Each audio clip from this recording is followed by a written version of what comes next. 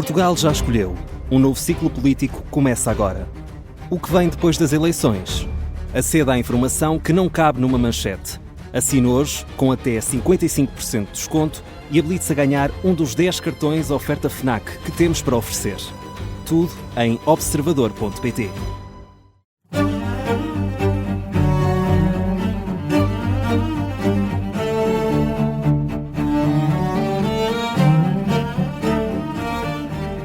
Mais tarde, no processo de crescimento pós-traumático, percebi que o que me levou não foi exaustão, não foram as horas extraordinárias, foi um desalinhamento entre aquilo que eram os meus princípios, os meus valores, aqueles que me foram passados pelos meus pais, e que no dia-a-dia me era exigido fazer um conjunto de ações, sem entrar em detalhe, com as quais eu não me identificava.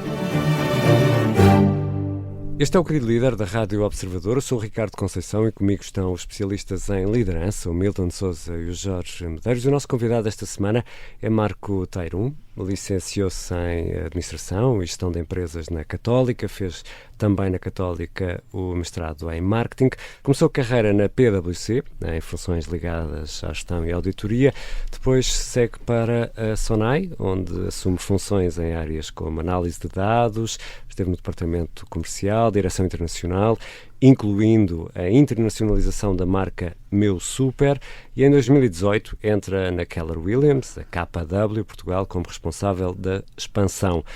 Depois passou para responsável de operações, assumindo um papel mais transversal na gestão da empresa, e em setembro de 22 é formalmente anunciado como o novo CEO. Tem 41 anos, nasceu na Suíça, é neto e filho de imigrantes, mas desenvolveu o percurso académico e profissional em Portugal. O desporto é um elemento muito presente, jogou ténis, foi federado e agora, mais recentemente, apaixonou-se pelo golfe, que vai praticando. Eu aprendi a dizer golfe e nunca mais deixei de dizer golfe. Bem-vindo, Marco Teirum, bem-vindo ao Querido Líder. Obrigado pelo convite. O que é que o levou a ir para o setor imobiliário? Foi como algumas das decisões na minha carreira, foi algo que apareceu como uma total surpresa.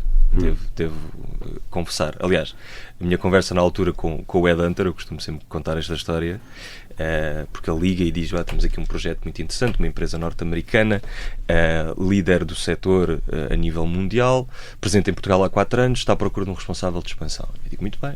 Interessante, Francisco, na altura não nos conhecíamos, hoje em dia damos-nos bem.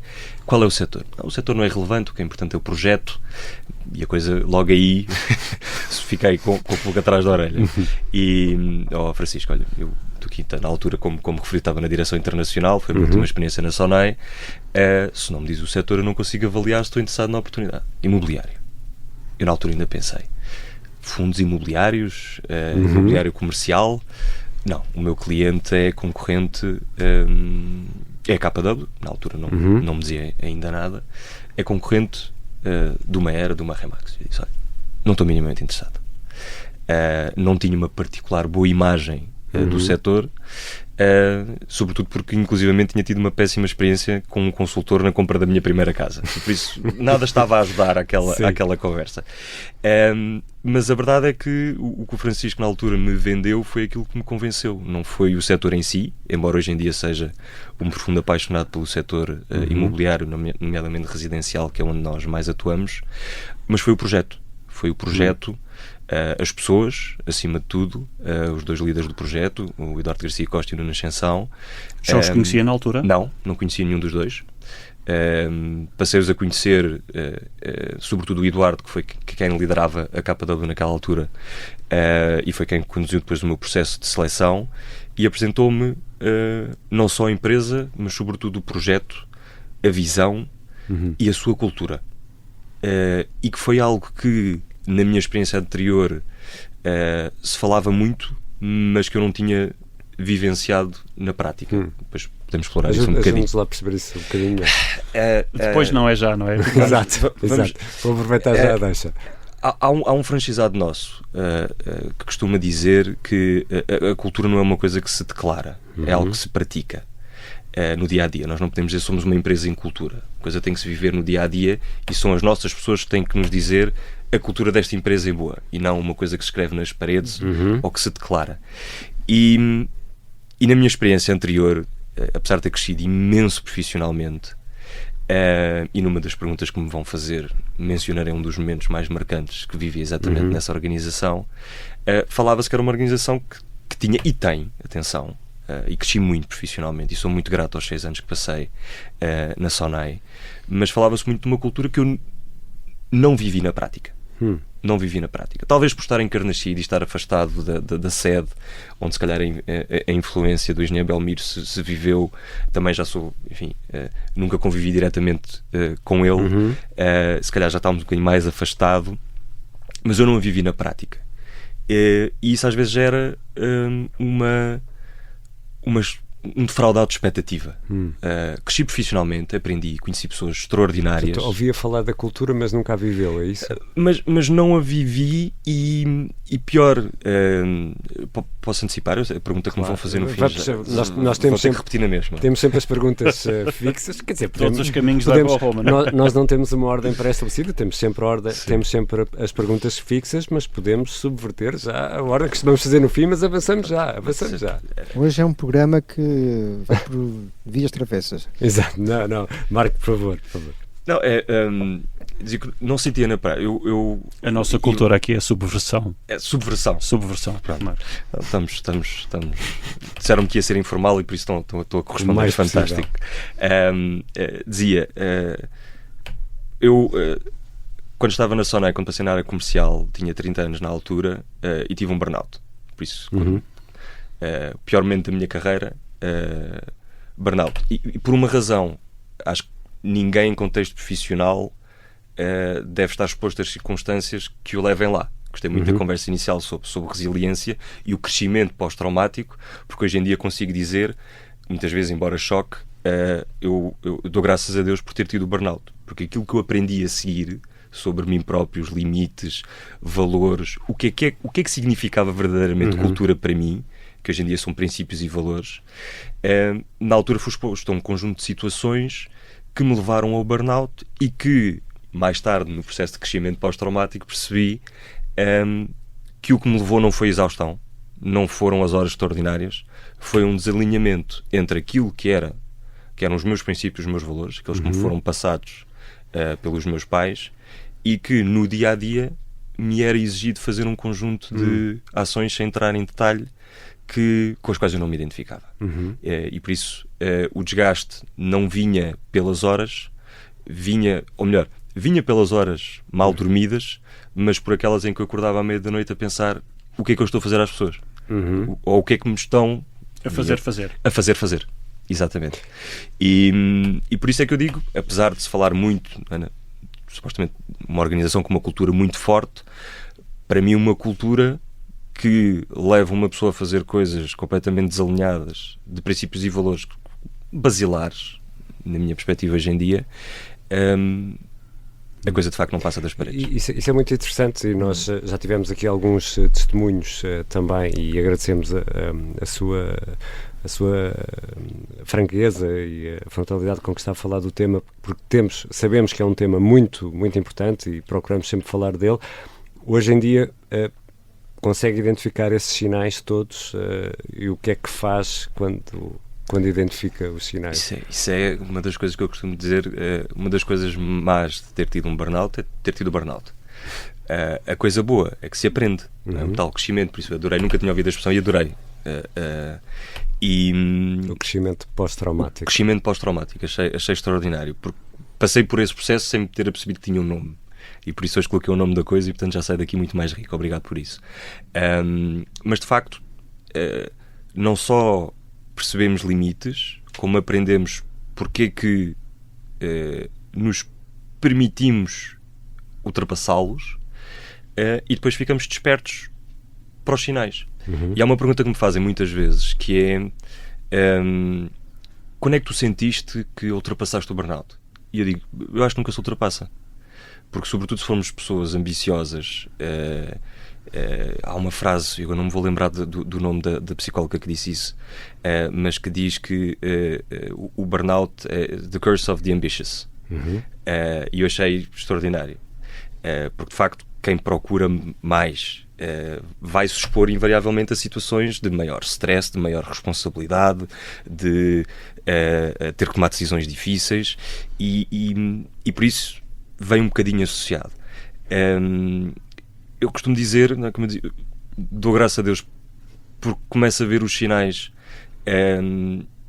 e aprendo a atuar. Quais são os sinais? Não dormir bem. E não é o dormir pouco. No meu caso é acordar à meia da noite a refletir sobre qualquer coisa do dia anterior. Deve haver tanta gente que nos está a ouvir que neste momento está a perguntar: será que eu estou em burnout e não sabia? Não quero assustar ninguém, mas esse para mim é o primeiro trigger. Não é o lá está pelo cansaço, etc. E sobretudo tenho 2 filhos novos, o adormecer é fácil, mas é aquele despertar.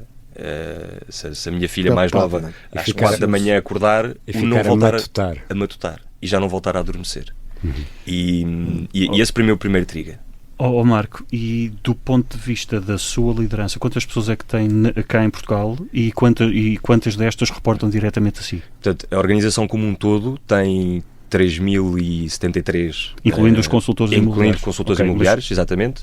Depois nós gerimos a equipa de gestão centralizada, portanto no master, como se chama no negócio do franchising, temos 24 colaboradores. E depois gerimos indiretamente cerca de 300 líderes, portanto são as equipas de liderança dos franchisados. E estas 24 pessoas reportam todas diretamente a si? Reporta, com exceção do CFO, que reporta também ao board, digamos assim. Então a minha pergunta é esta, Marco. Uma vez que já passou por isso, é uma pergunta que tem 2 fases. Primeira fase: como é que consegue no dia-a-dia garantir que as pessoas que reportam a si e as pessoas que reportam às pessoas que reportam a si não passam o mesmo, do ponto de vista de governança? E a segunda pergunta é quase uma antítese desta, que é: se tomar como sua a bitola do burnout, corre ou não corre o risco de eventualmente estar a maniatar uma pessoa que tem um limite muito mais alto ou diferente do seu e que poderia aceitar mais desafios? São 2 extraordinárias perguntas. Ainda à primeira, eu acho que é fundamental falar-se abertamente sobre estes temas. Exatamente por aquilo que comentou há pouco. Se calhar há pessoas que estão a ouvir e estão a pensar. E por isso eu falo abertamente sobre este tema, porque sei o quanto me ajudou a passar por isso, saber identificar os sinais, e por isso falo abertamente. Acho que esse é o primeiro ponto. Acho que vale a pena dar aqui uma nota espetacular, porque esta abertura é um meio caminho andado, é um exemplo muito bom. E por isso falo sobre o tema, procuro expor nos conselhos que dou, seja sobre leituras. Há um livro que eu li na altura que muito me ajudou, recomendado pela minha liderança na altura, imediatamente a seguir a minha última experiência na Sonai, quando estive na direção internacional, um livro que foi aconselhado como leitura nessa fase de crescimento, que é The Happiness Advantage. Sim. Do Sean Aker. Exatamente. E é um livro que eu, quando identifico nas minhas pessoas que ou isto já foi um tema no passado, porque como eu falo abertamente sobre o tema, quando estou em processo de recrutamento, normalmente as pessoas também se abrem. Ainda bem que falas nesse tema, porque não era que eu quisesse falar sobre isso, mas fica a nota que no meu passado também tive um episódio parecido. Fantástico. Como é que estás? Que caminho fizeste? Olha, a mim este livro ajudou-me muito. E por isso acho que falar, expor as pessoas ao tema, dizer que se a minha experiência prova alguma coisa, é que independentemente do momento em que isso acontece na tua carreira, não vai ser determinante para aquilo que tu podes ser a seguir. Porque eu podia Marco, ter... eu tinha aqui uma Força. questão, desculpa interromper, eu estava aqui a pensar, desde o início, quando falou em cultura, saltou-me aqui logo uma questão, e até acho que é relevante para este tema, né? Porque a realidade da KW passa tem uma estrutura interna e tem um conjunto de franchisados, pessoas que trabalham em rede consigo, convosco. E como é que assegura que há essa transversalidade na cultura, até para falar destes temas? Porque se calhar naquilo que é o seu domínio direto consegue passar essa mensagem. Acha que essa mensagem de cuidar das pessoas, do cuidado com o burnout, até dar esse exemplo, e outros aspectos da cultura da KW, passam também para aquilo que são os franchisados e a sua forma de estar e a sua forma de trabalhar, e como é que faz esse processo? Eu sou um bocadinho suspeito, não é? Mas eu vou dizer que acredito que sim, que nós temos tido a capacidade de passar isso para toda a organização. E pelo menos no mercado costuma-se dizer que temos uma cultura muito forte, até somos conhecidos, chamam-nos às vezes a malta da Bíblia, porque temos um livro escrito pelo nosso fundador vermelho, que é o para evangelizar as pessoas, Marco. Sim, eu quero ir a esse ponto. Podemos falar sobre isso. Estás com um sorriso maroto, Ricardo. Mas é um livro escrito pelo nosso fundador, que se chama The Millionaire Real Estate Agent, que de facto é um livro de boas práticas sobre imobiliário, sobre como ter sucesso no imobiliário, que de facto quem quer ter sucesso no setor imobiliário deve ler. E de facto é a nossa Bíblia, grande parte da nossa formação. Nós gostamos de apresentar como uma empresa de formação e de coaching que atua no setor imobiliário, tem por base esse livro. E por isso, como o evangelizamos muito, temos às vezes somos conhecidos assim. Mas ao mesmo tempo é um reinforcement que o setor faz, de facto nós temos uma cultura muito própria e muito forte. Como é que isto se faz? É falar muitas vezes sobre o tema. Nós começamos tradicionalmente, por exemplo, nós temos uma call com todas as lideranças dos nossos market centers, segunda-feira às 10 da manhã, todas as segundas-feiras, alinhamento. Como é que abre? Com um slide, onde estão os nossos princípios, que nós chamamos os Y4C2Ts, isto são iniciais para cada um dos nossos princípios. Primeiro, o W é win-win, ok? Não vou estar aqui a dizer os outros todos, deixo para quem estiver curioso explorar quais são os princípios da KW, e começamos com não é só o livro, são as apresentações semanais. Sim. E por isso começamos essa call com as nossas lideranças, com esse slide e uma história de cultura. Vamos falar sobre cultura. O que é que aconteceu? Alguém que ajudou alguém, trazemos consultores. Por exemplo, esta semana começámos a falar sobre o apoio que alguns dos consultores deram a uma consultora nossa que está na Marinha Grande e que se deslocaram no fim de semana e estamos a falar de consultores de diferentes market centers que proativamente se deslocaram à Marinha Grande para ir ao apoio das populações através desta nossa consultora, e chamamos essa consultora para falar sobre aquilo que tinha sido o apoio dos colegas. E portanto eu acho que, lá está, não sendo uma coisa que se declara, se experiencia, temos que dar visibilidade sobre as experiências que vão sendo vivenciadas. Essa é uma das coisas. E depois, como em tudo na gestão, creio que é importante a clareza. O que é que exatamente significa cultura? Ter uma missão clara, ter uns princípios claros, podermos facilmente comunicá-la. Não é? Eu consigo dizer a missão da KW de forma muito natural. Não está tatuada, mas é uma coisa que eu digo muito, muito facilmente. E que toda a gente na organização, se perguntarem, estás na KW, qual é a missão? Carreiras que vale a pena ter, negócios que vale a pena ter, vidas que vale a pena viver. Simples, está claro, está anunciado.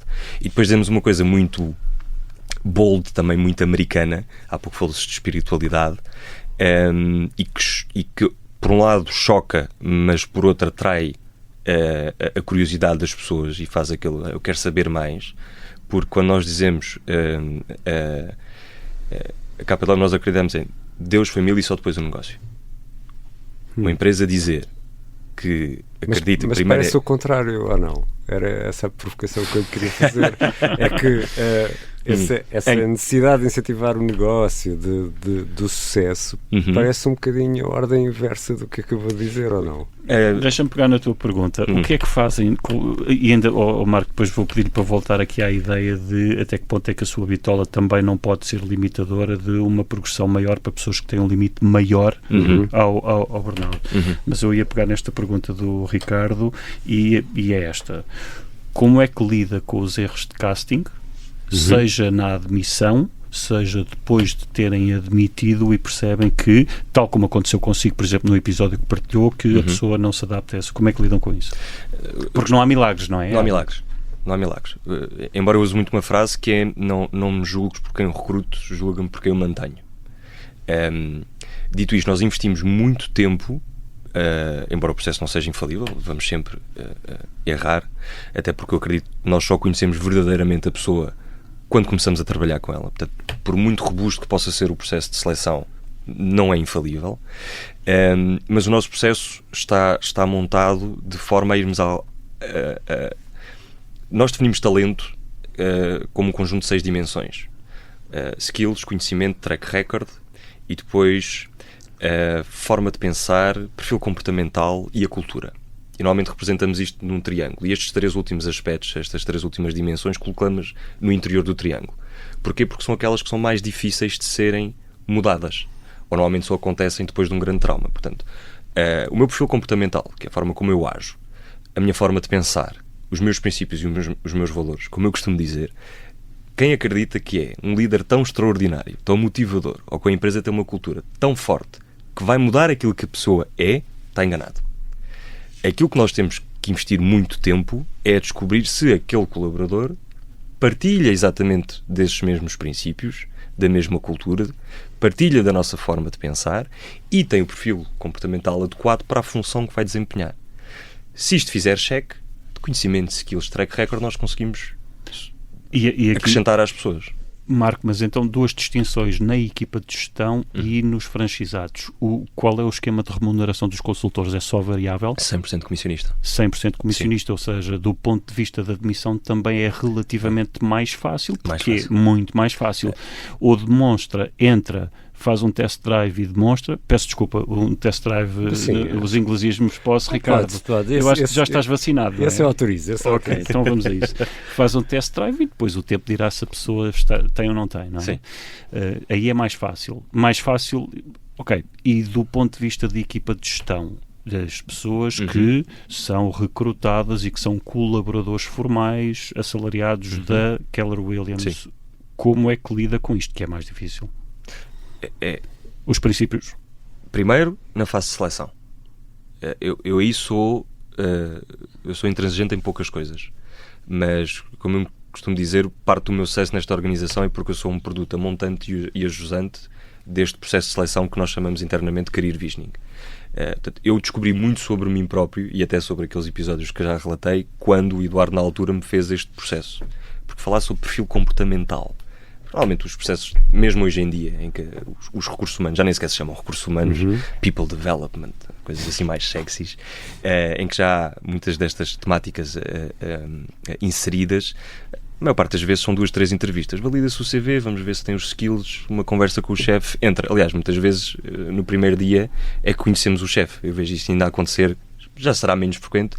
A mim aconteceu, pelo menos na minha carreira. Nós fazemos este investimento de tempo a montante. E eu fiz o processo, comecei a falar de perfil comportamental, forma de pensar, o que é que tu queres fazer daqui a 10 anos?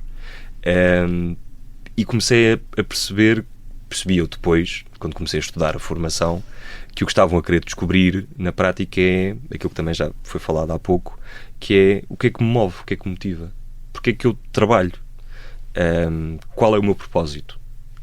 E nós tentamos, na fase de seleção das pessoas assalariadas, embora a expressão não é bela. Não é bela, exatamente, descobrir exatamente isso, a montante. Porque eu costumo dizer, o tempo que nós não investirmos antes, vamos investir depois, provavelmente a dobrar e com menos dinheiro no bolso. E por isso temos um processo muito longo até, às vezes chato. Eu costumo dizer, se alguém não pensou desistir do processo é porque não estamos a fazer o processo corretamente, que ele tem muitas fases, mas eu sou absolutamente intransigente com toda a minha equipa. Qualquer pessoa que entra na organização, na Capa da Portugal, tem que seguir este processo. É um modelo que nós temos e as pessoas têm que seguir. Como é que eu garanto que isto acontece? Porque no final o processo tem um momento que se chama defesa, em que, por exemplo, se alguém da minha primeira linha estiver a fazer o processo para um colaborador da sua equipa, o meu diretor de operações, por exemplo, vai ter que defender a sua escolha perante mim. E por isso ele vai ter que me explicar, com base naquilo que é o job description, como é que conduziu as entrevistas, com que conclusões é que chegou, onde é que identificou a cultura que nós pretendemos, onde é que identificou que o perfil comportamental é aquilo que nós achamos que é o mais adequado para desempenhar aquela função. E por isso, via essa accountability de obrigar as pessoas, eu só há poucos momentos em que eu obrigo as pessoas a fazer alguma coisa, mas aí, sem dúvida, no processo de entrada, sou intransigente. Não é só aí, porque a pessoa, sabendo que vai ter de fazer essa defesa, no processo de seleção também já vai ser muito mais criteriosa. Eu imagino que seja essa precisamente a intenção. Exatamente. Não é? Exatamente. Milton? Sim, eu tinha aqui uma série de questões, porque uma das questões também, eu estou a gostar também daquilo que estou a ouvir em termos daquilo que são as práticas, que eu coincidem muito com aquilo que nós tentamos também passar naquilo que é a informação que damos, a importância, e é interessante. Há aqui duas notas que eu desde logo realço. Uma é o processo talvez mais crítico para garantir a cultura da organização é o recrutamento, porque é um pouco como quem é que nós convidamos cá para a nossa festa, não é? Portanto, curiosamente é muitas vezes o mais descurado, não é? É um bocadinho, deixamos isto para alguém nos RH para fazer as entrevistas, ou perguntamos assim algumas perguntas para o forma, e não há um investimento sério naquilo que é o assegurar de que as pessoas que entram na organização estão de facto não só alinhadas com a nossa forma de pensar e de trabalhar, mas que vêm com uma ambição também e um sonho de concretizar, não é? Que a organização os pode ajudar. Ainda assim, há dificuldades depois na própria integração das pessoas, não é? Onde falha muitas vezes depois é no processo de seleção, sobretudo naquela fase experimental em que as coisas podem correr mal. E eu queria perguntar aqui uma questão relativamente a essa fase. Como é que tratam dos primeiros 4, 5, 6 meses? E quando corre mal, ou seja, quando constatam que alguém afinal não se encaixa naquilo que vocês estavam à espera, como é que abordam esse tema e como é que fazem esse processo também? Duas coisas. Nós, enfim, como empresa construída à volta de modelos e sistemas, temos a coisa muito bem estruturada para essas várias fases. E, portanto, quando chegamos à fase do onboarding, vamos lhe chamar assim, posso usar eu também inglesismo. Pergunta ao Ricardo.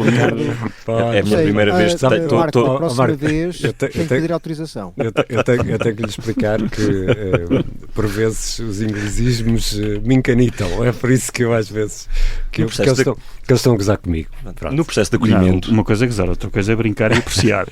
No bom sentido. Bom, vamos ao onboarding. No processo de acolhimento, não quero. Espetacular. Pronto, já resolvi. Nós chamamos o processo de acolhimento, mais uma vez, não é para consultores, para assalariados. Utilizamos um modelo que chamamos 30, 60, 90. Ou seja, o que é que tem que acontecer nos primeiros 30, 60 e 90 dias para que a pessoa demonstre que vai ser proeficiente nos 20% mais importante da função. Não é demonstrar logo que vai conseguir fazer tudo, é termos clareza sobre quais são os 20%, lei de Pareto. A priorização de Pareto. Exatamente, lei de Pareto. Portanto, já sabemos que 20% das atividades daquela pessoa vão representar 80% do seu sucesso. Portanto, focamos nos primeiros 90 dias nos 20% mais importante e fazemos uma avaliação, um acompanhamento e uma avaliação ao final de 30, 60 e 90 dias. Isto começa, no entanto, num ponto onde eu acho que talvez algumas organizações também falham e que tornam depois este momento, caso o acolhimento, não corra bem, a coisa falha, é não fazer a gestão de expectativas de que este momento vai acontecer. E por isso, a fase final do nosso processo de career visioning chama-se diálogo de expectativas, onde nós logo aí dizemos: você vai ser contratado por períodos experimentais, independentemente daquilo que diz a lei, mesmo tendo 6 meses, nesta organização vai ser contratado por blocos de 30 dias. E ao final de cada um, se demonstrar, vamos ter um plano de acolhimento, vamos ter um plano de formação adequado às necessidades que estamos a querer desenvolver, vamos ter conversas semanais de accountability, vamos fazer... Esta não consigo. Para conversas semanais de responsabilização e... Já ninguém me respeita neste programa. Não, nem os convidados. Ao contrário, nós estamos a respeitar demais. Isso. A brincar assim com o moderador. Marco, por favor, com o chefe. Não. Chefe, mas pouco. Querido líder. Vamos, ordem a casa, ordem a mesa. E por isso vamos ter conversas semanais de responsabilização e isto é dito antes do primeiro dia. E por isso a pessoa sabe, quando entra, que aqueles 90 dias, aliás, os primeiros 30 e depois 60 e depois 90, e há uma conversa semanal, mas depois ao final de cada um destes períodos, em que, ok, green light, red light, luz vermelha, luz verde, não vou conseguir, vou parar. E eventualmente o que é que tem que ser desenvolvido? Uma coisa que eu acho que eu quando entrego esta formação às nossas pessoas, é o Marco? Sou eu. Este tema nós temos 3 formações chamamos Leverage Series. E aqui não posso dizer em português. Etapas da alavancagem. Leverage series. Jorge, a próxima vez tens de pôr uma pronúncia brasileira. Isso. Que é, no fundo, um conjunto de formações sobre como conseguir alavancagem através das pessoas. Que começa com Career Visioning, como identificar talento, passa depois por o 30-60-90, a fase de acolhimento, e tem uma última fase, que se chama Succeed Through Others. Como é que, a prazo, depois de fazer o acolhimento desta pessoa, eu tenho sucesso a prazo com esta pessoa. E agora escapou-me onde é que nós íamos. Porque é que eu estava a falar do... Estávamos depois a ver a verificação passo a passo de como é que as pessoas depois o desempenho, e depois no fim... A pergunta do Milton era o que é que acontece, não só do ponto de vista deste processo dos 6 meses de acolhimento. Quando não corre bem, não é? Quando não mas corre também bem, como é que lidam corre isso? mal, como é que tratam e como é que lidam com as pessoas quando elas têm que sair, né? Porque na verdade estamos a pressupor aqui que a maior parte delas, quando entra, já sabe ao que vai e está preparada para isso e quer chegar ao fim da meta com sucesso, mas acontecerá, julgo eu que não muitas vezes, casos que corre mal, né? E eu julgo que muitas vezes a forma como tratamos as pessoas quando corre mal são muito importantes também para reforçar a cultura, não é? Sem dúvida. E agora já me lembro porque é que eu estava a responder. Quando eu entrego a formação, e era isso que estávamos a dizer, eu costumo dizer que a primeira, o Career Visioning, é sobre o candidato, estamos a querer descobrir mais sobre o candidato. O acolhimento é sobre as nossas ações. A pessoa foi escolhida, aceitou vir trabalhar o seu projeto dentro da nossa visão, e é muito mais sobre quais as ações enquanto líder é que eu tenho que desenvolver do ponto de vista de responsabilização, do ponto de vista de desenvolvimento, do ponto de vista de garantir que a pessoa passa pelo processo formativo que é suposto. Por isso é muito mais sobre nós do que sobre a pessoa. E o que eu acho que acontece muitas vezes é temos a coisa standardizada, temos um processo de acolhimento, fazemos a pessoa passar e só nos lembramos dela quando temos de tomar a decisão. E depois, como não fizemos as ações que nós devíamos ter feito de avaliação, de acompanhamento, das conversas duras, vai acontecer duas coisas. Difficult conversations. Tu não quebres o raciocínio. Mas o que é que está a passar neste episódio? Já temos que arranjar legendas durante o programa. O que é que está a passar vamos dobrar isto para português do Brasil. Desfasado. O Marco teve a gentileza de vir aqui e nós estamos a atrapalhar o discurso do Marco. Temos resiliência, estamos a testar o Marco. Peço desculpa. Podem estar à vontade. Eu prometo que eles agora se portam bem.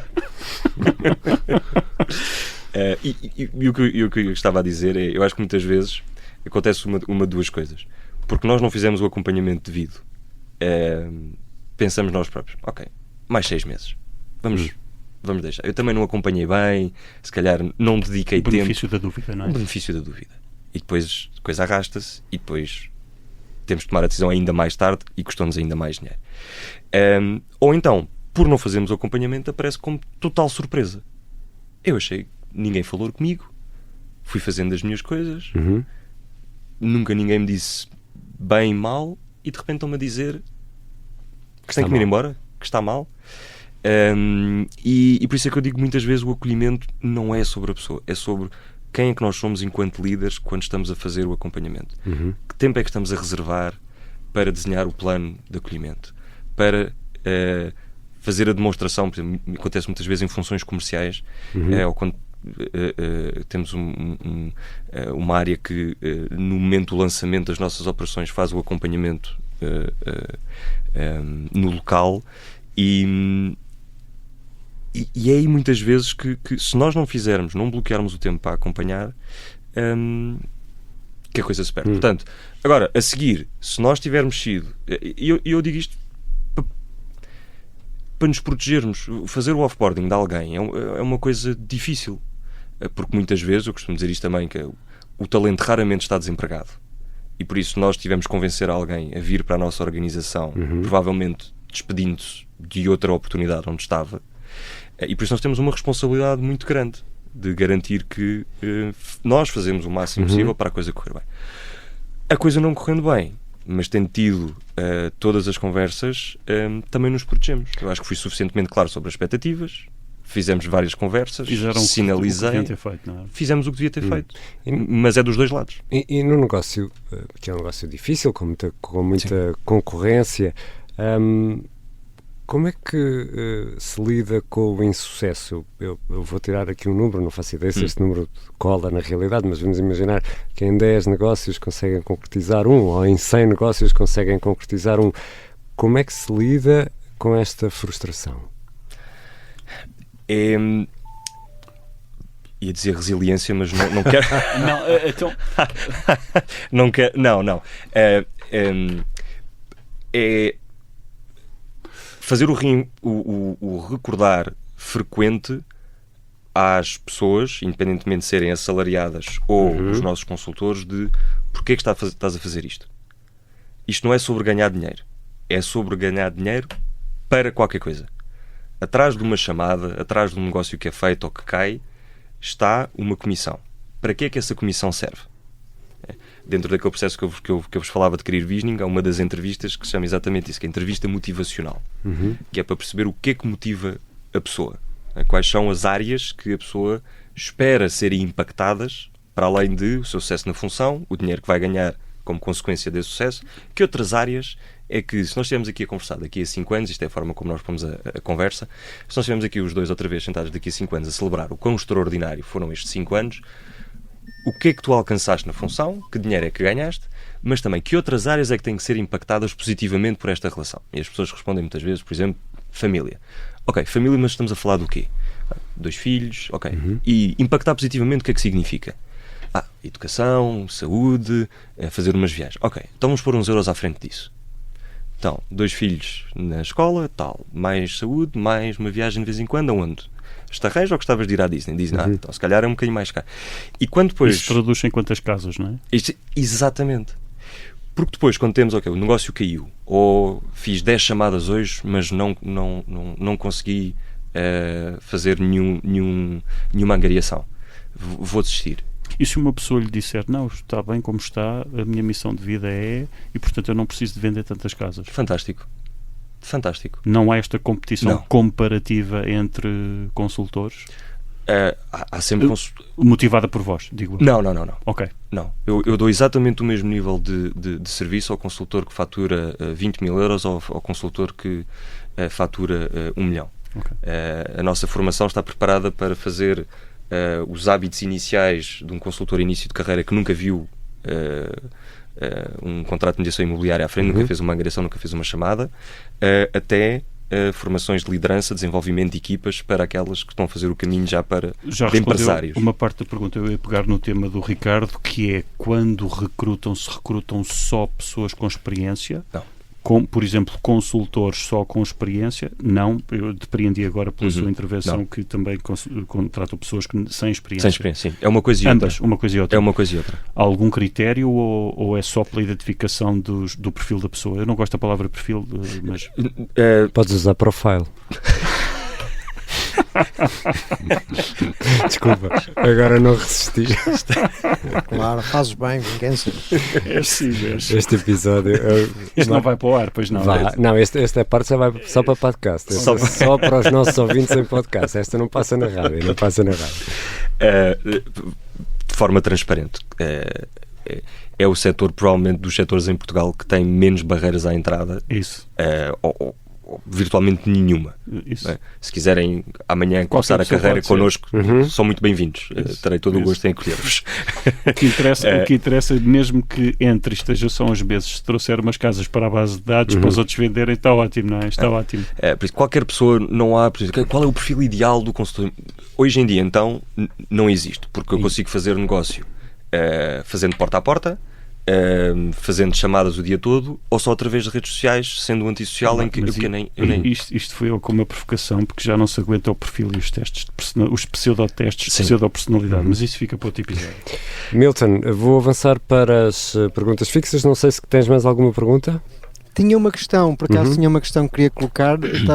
Estava aqui um bocado preocupado porque não era um bocado fora daquilo que tinha sido a linha de questões que estávamos a colocar, mas uma questão que eu tinha aqui de repente nós estamos a passar um boom na área imobiliária, quer dizer, há muita procura por casas, e acho que as imobiliárias ganham muito com isso também.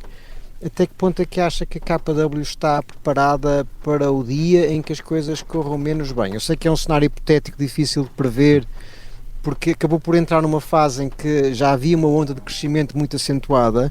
Até que ponto é que acha que está preparado para o dia em que as coisas podem começar a correr mal no setor? Eu quero acreditar que estamos muitíssimo bem preparados, e digo isto não na base da esperança, mas na base da análise daquilo que é a história da KW, seja a nível internacional, seja até a nível interno.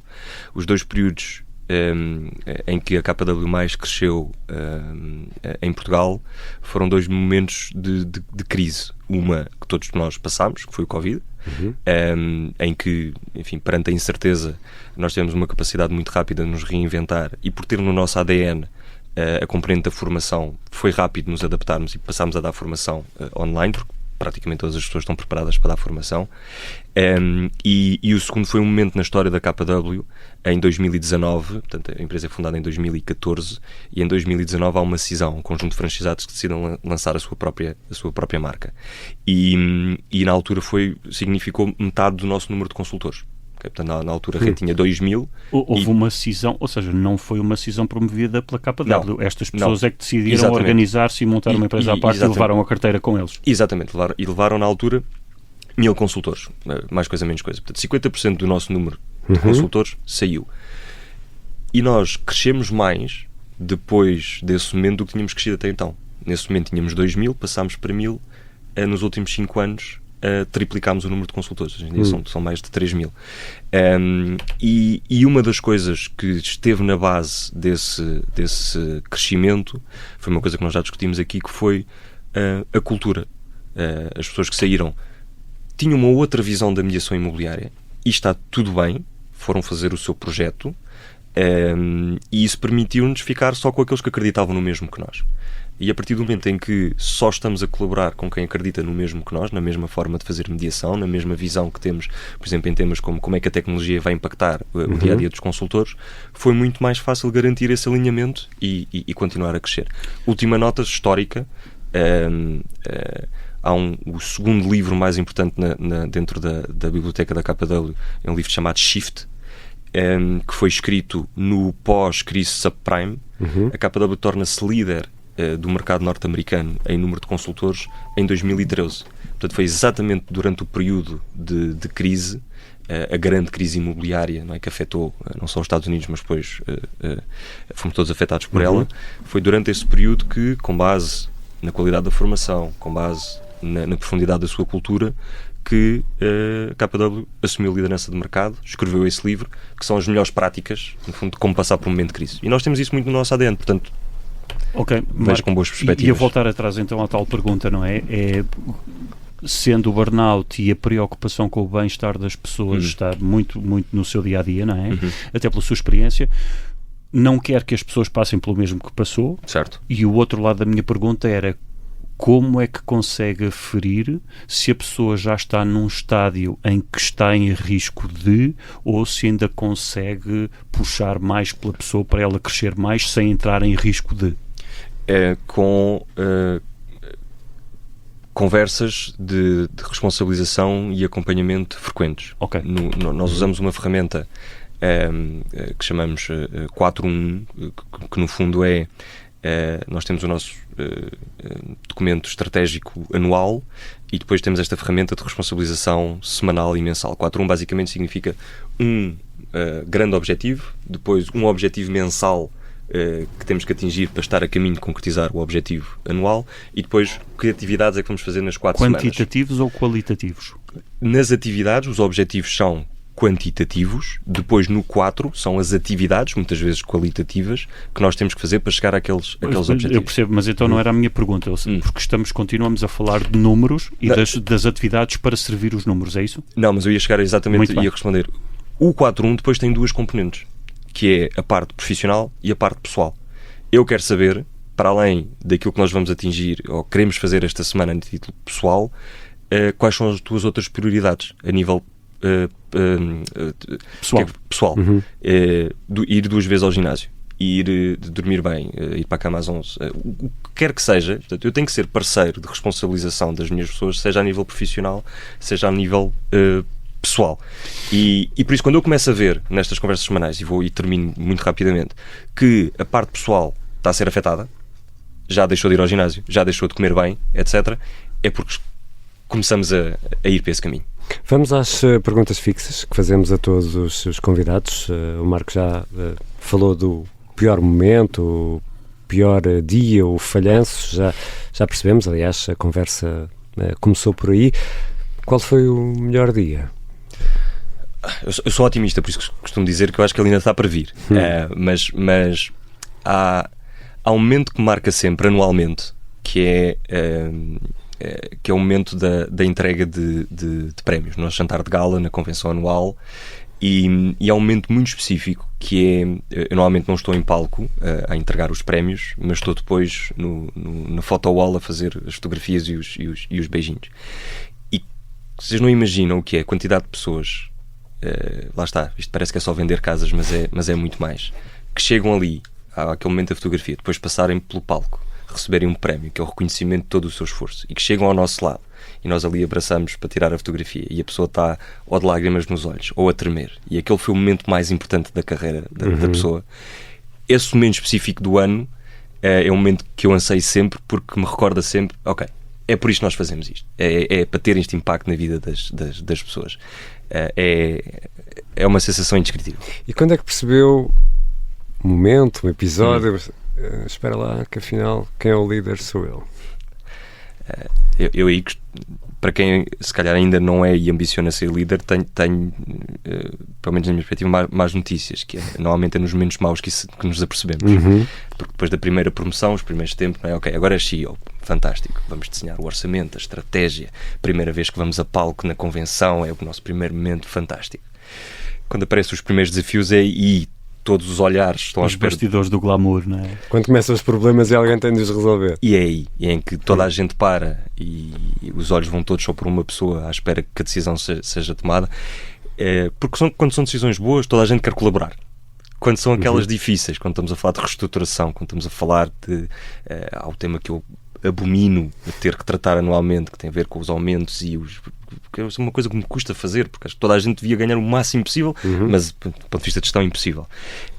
Mas acho que é esse momento, quando as primeiras decisões difíceis, não é, em que a sala para e toda a gente olha para ti à espera de uma decisão, é aí que nos apercebemos que somos o líder. E é também a altura mais importante de dar o exemplo e de fazer a coisa certa. E que tem algum líder que o inspira, ou líderes? Os meus pais, sem dúvida alguma. Eu acho que eu não sou uma pessoa que acredita em coincidências e portanto acho extraordinário que o tema de hoje tenha sido a resiliência, porque é exatamente isso. Acho que o exemplo dos meus pais portanto, como mencionou no início, eu sou filho e neto de imigrantes, e hoje em dia procuro trabalhar com jovens exatamente para evitar que esta nova geração continue este caminho parece inevitável de ter que emigrar, porque eu sei o que é estar do outro lado. Eu não fiz parte daquela geração que emigrou porque as oportunidades eram boas, foi por necessidade. A minha avó é analfabeta, e portanto foi mesmo por necessidade. Obrigado por essa partilha, Marco. Não, com todo o gosto, tenho imenso orgulho e de facto o exemplo de resiliência, e há pouco quando descrevia que não é o sítio onde nós estamos que nos define, não é? Já não me sei exatamente a frase da CEO. Era Ursula Burns. Exatamente, adorei essa citação porque lá está, os meus pais, independentemente das circunstâncias, e foram circunstâncias diferentes, mas circunstâncias de vida desafiantes numa fase inicial, não deixaram que isso os influenciasse e procuraram sempre melhores oportunidades e depois dar essas oportunidades, sobretudo aquelas que não tiveram, aos seus filhos. E por isso são o meu maior exemplo, e sempre foi aquele primeiro patamar. Para mim sempre foi a primeira coisa que eu tenho que garantir na minha carreira, é que os meus pais estejam orgulhosos.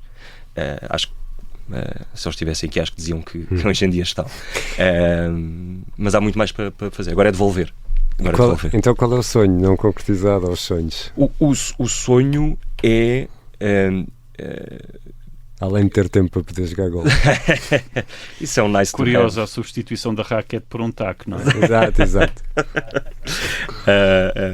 O sonho é este, a título pessoal, é fazer pelo máximo de jovens possível aquilo que eu tive a sorte que os meus pais fizessem por mim.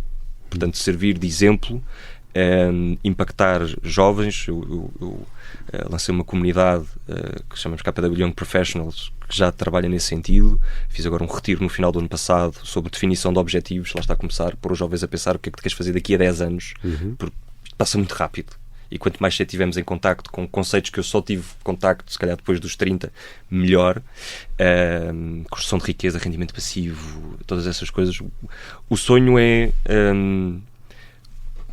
para além de concretizar também a visão de quem me tem dado estas oportunidades, que é através da KW podermos mudar o setor imobiliário e a sua percepção no mercado e com isso influenciar também através do nosso setor para uma melhoria do país. A título pessoal é conseguir impactar jovens, ajudar outros jovens que tenham aquele salto geracional, não é? Há uma frase que eu gosto muito que é: a partir de ti aquele nome significa outra coisa. E se eu conseguir que alguém seja isso na sua família, estará concretizado o meu propósito. Marco, muito obrigado. Marco Teirão, muito obrigado por ter aceitado o nosso convite. Milton e Jorge, até para a semana no Querido Líder. Cá estaremos. Um abraço.